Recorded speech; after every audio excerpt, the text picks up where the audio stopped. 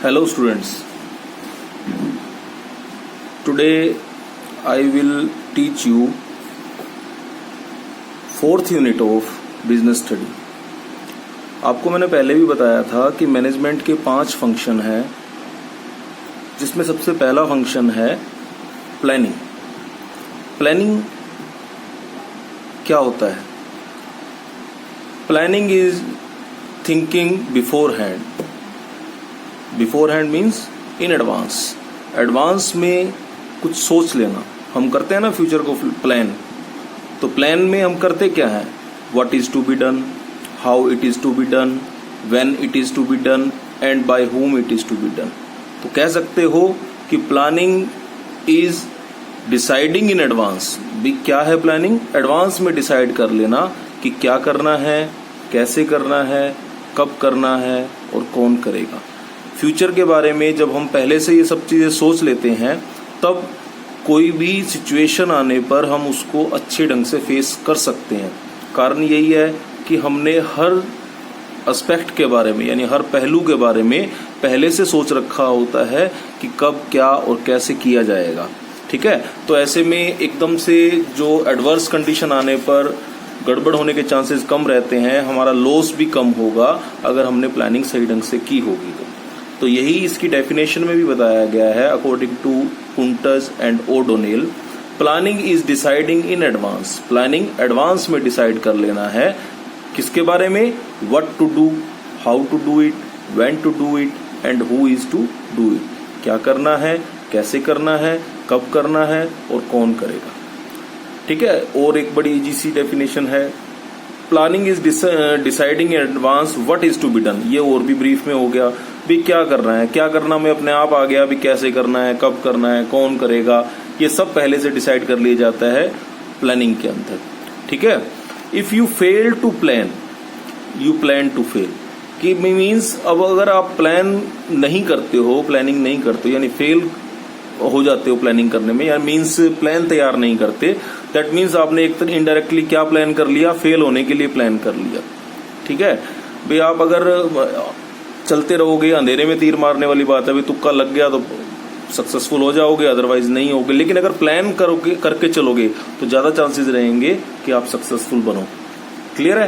तो जो हमने डिस्कस किया उसमें यही है कि प्लानिंग के अंदर डिसीजन लिया जाता है भी क्या, कैसे, कब और कौन करेगा। कुल मिलाकर प्लानिंग की जरूरत तभी पड़ती है जब हमारे पास कोई काम को करने के कई अल्टरनेट हों, कई विकल्प हों, तो हम उसमें से बेस्ट को चुनते हैं। That is plan.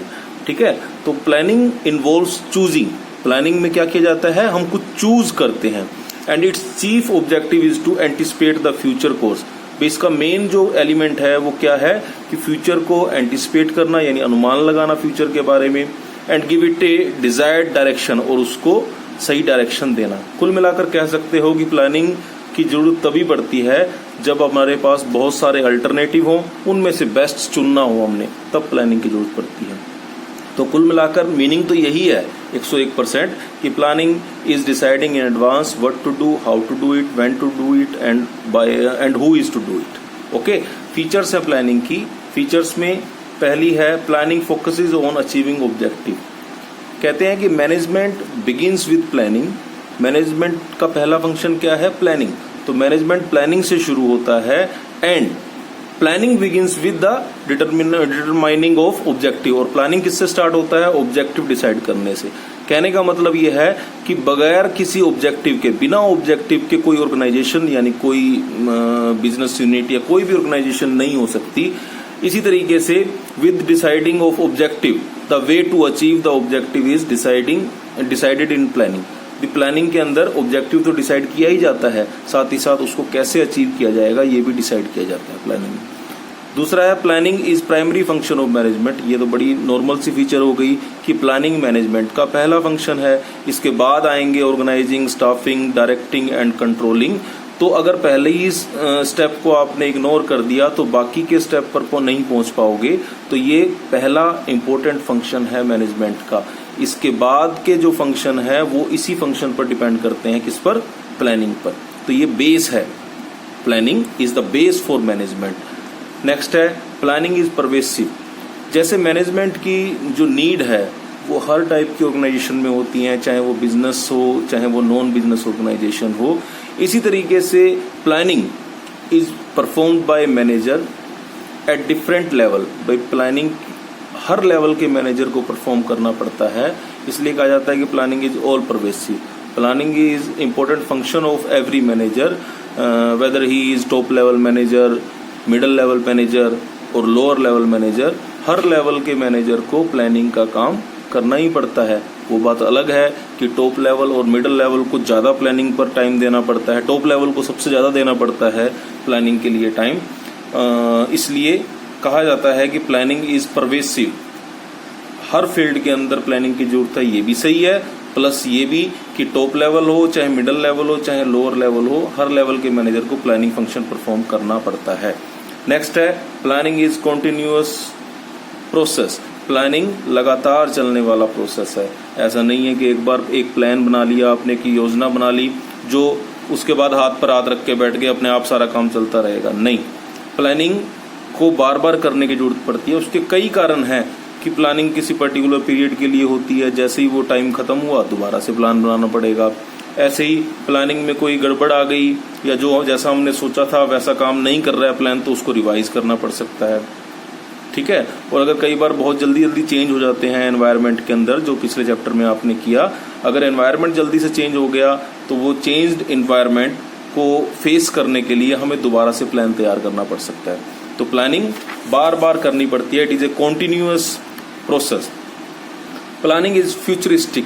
एक फीचर ये भी है कि प्लानिंग फ्यूचर से रिलेटेड है। सही बात है कि क्या करना है, कैसे करना है, कब करना है, कौन करेगा, तो ये सब बातें किससे बिलोंग करती हैं? फ्यूचर से बिलोंग करती हैं, पास्ट से रिलेटेड नहीं है ये। इसलिए कहा जाता है कि प्लानिंग इज फ्यूचरिस्टिक, भविष्यवादी है प्लानिंग, भविष्य को के बारे में डिसाइड किया जाता है। Planning involves decision making. Planning में क्या है? डिसीजन लेना शामिल है। कहने का मतलब मैंने पहले भी बताया था भी अगर एक ही काम है हमारे पास करने को, कोई चॉइस नहीं है, तो प्लानिंग की जरूरत भी नहीं है। प्लानिंग की जरूरत कब पड़ती है? जब एक काम को करने के कई अल्टरनेटिव हमारे पास अवेलेबल हैं, कई विकल्प हमारे पास हैं, तो a planner chooses the most appropriate alternative. Planner क्या करता है? सबसे अच्छे अल्टरनेट को चुनता है, ठीक है। तो प्लानिंग को हम कह सकते हैं is a process of selecting the best, सबसे अच्छे को सिलेक्ट करना, एंड रिजेक्टिंग द इनएप्रोप्रिएट, और जो सही नहीं है उसको रिजेक्ट करना, दैट इज प्लानिंग। क्लियर है? तो इसलिए प्लानिंग के अंदर जब चुना जाता है कोई ये करेंगे और ये नहीं करेंगे, दैट इज डिसीजन मेकिंग। तो planning involves decision making. Planning में क्या किया जाता है? डिसीजन लिया जाता है। Planning is mental exercise. Planning हमारी दिमागी एक एक्सरसाइज है भी, हम सोचते हैं, माइंड में सोचते हैं क्या करना है, कैसे करना है, कब करेगा और कौन करेगा, ये सब बातें हम दिमाग के अंदर सोचते हैं। एक्चुअल वर्क तो बाद में होगा, इसलिए it is a mental exercise. Clear है? नेक्स्ट है इंपॉर्टेंस ऑफ प्लानिंग। प्लानिंग की क्या इंपॉर्टेंस है? पहला है प्लानिंग प्रोवाइड्स डायरेक्शन। प्लानिंग हमें डायरेक्शन देती है, दिशा देती है। प्लानिंग के अंदर ऑब्जेक्टिव्स ऑर्गेनाइजेशन के डिफाइन कर दिए जाते हैं सिंपल एंड क्लियर वर्ड्स, ताकि सबको पता लग जाए कि हमने क्या करना है।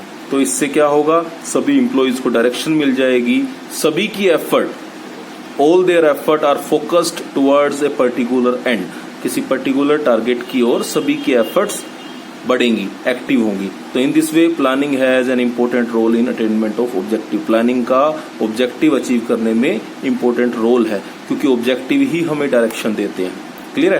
Planning reduces risk of uncertainty. Planning से हमारी जो फ्यूचर है जो कि अनसर्टेन है, उस अनसर्टेनिटी का रिस्क कम हो जाता है। With the help of planning possible changes in future are anticipated and various activities are planned in best possible way. अगर हम अपने फ्यूचर का पहले से अंदाजा लगा लेंगे, अनुमान लगा लेंगे भी फ्यूचर में क्या क्या हो सकता है, और उसको फेस करने के लिए हम अपना प्लान तैयार कर लेंगे, तो ऐसे में हमारा रिस्क मिनिमाइज कर सकते हैं, हम कम से कम किया जा सकता है। तो in this way the risk of future uncertainty can be minimised, कम किया जा सकता है with the help of planning.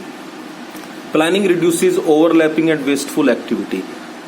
Under the planning future activities are planned in order to achieve. Objective को अचीव करने के लिए फ्यूचर की एक्टिविटी पहले से प्लान कर ली जाती है। अभी हर चीज़ के बारे में पहले से सोच लिया जाता है, भी कब, कहाँ, क्या और क्यों किया जाएगा, सब चीज़ें पहले से पता है। तो ऐसे में ना तो अव्यवस्था, डिसऑर्डर मीन्स ना तो अव्यवस्था रहती है, सस्पिशन, कोई डाउट नहीं रहता।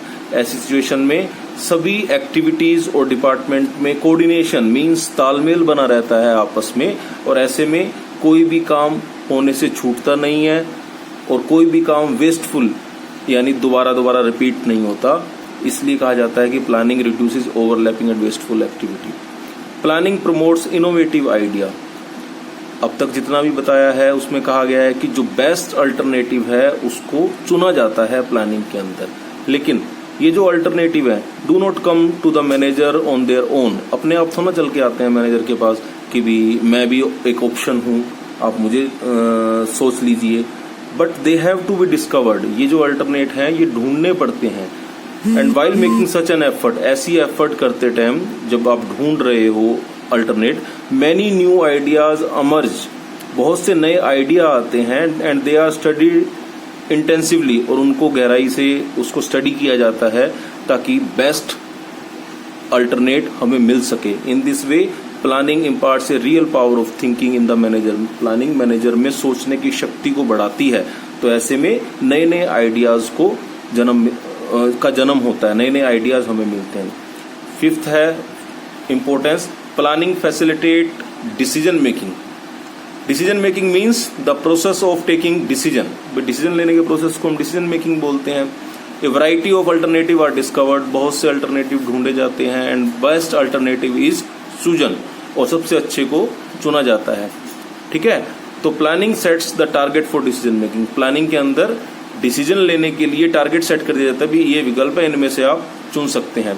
It also Lay's the criteria for evaluating course of action. In this way planning facilitate decision making. कहने का मतलब ये है कि प्लानिंग के अंदर बहुत से अल्टरनेट ढूंढे जाते हैं और उनमें से एक चुना जाता है। तो अल्टरनेट अगर ढूंढे ही नहीं जाएंगे तो चुनोगे कैसे? तो प्लानिंग डिसीजन लेने में हमारी हेल्प करती है।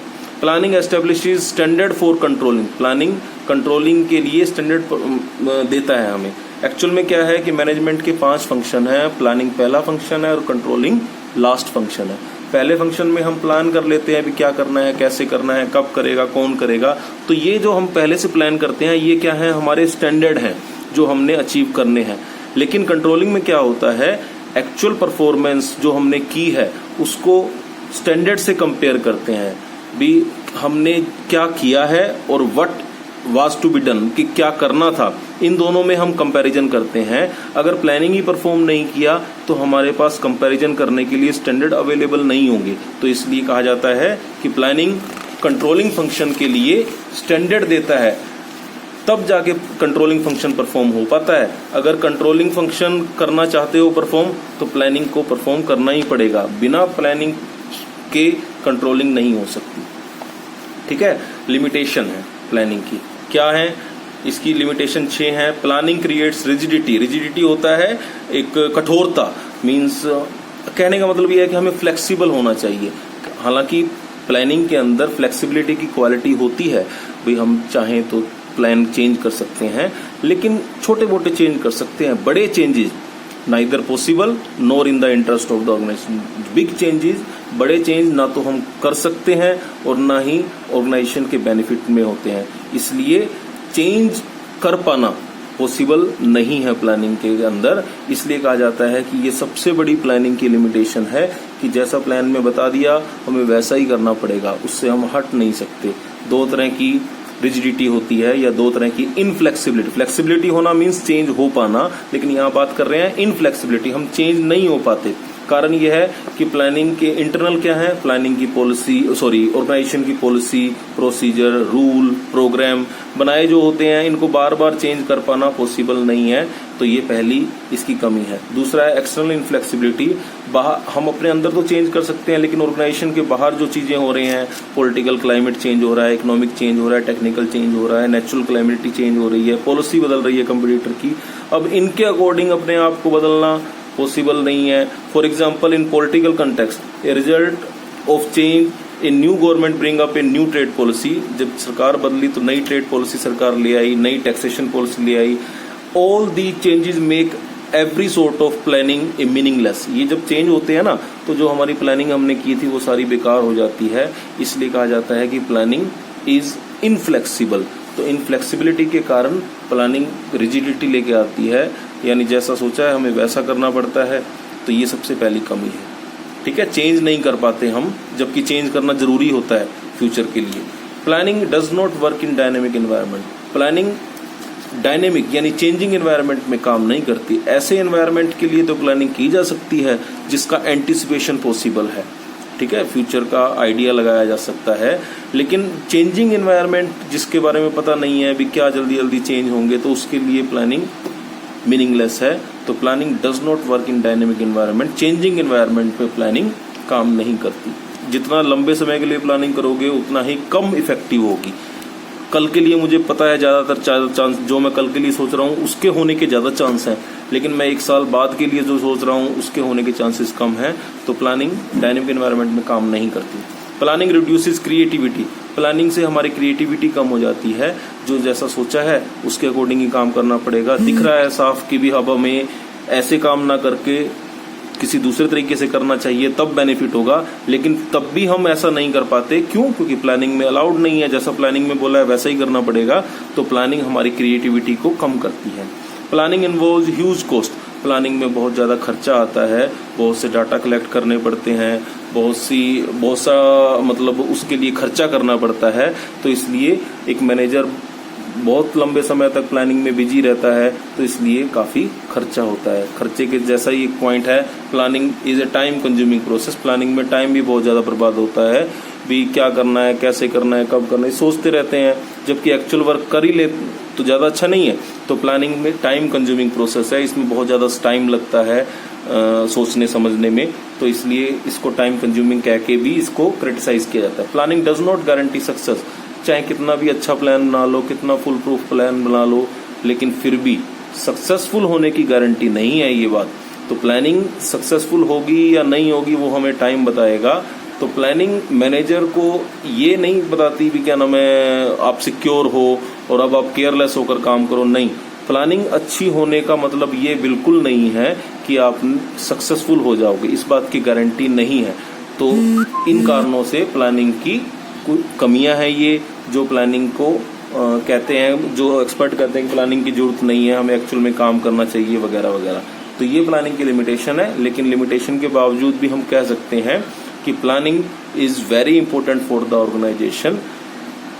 रियलिटी में क्या कह सकते हो, it is an important part of management and it deserve sufficient attention. Planning पर विशेष ध्यान देने की जरूरत है।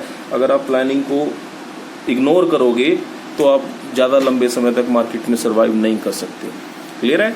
यही हमारा आज का टॉपिक है। आगे का नेक्स्ट टॉपिक में करेंगे, नेक्स्ट पीरियड में करेंगे। All the best student.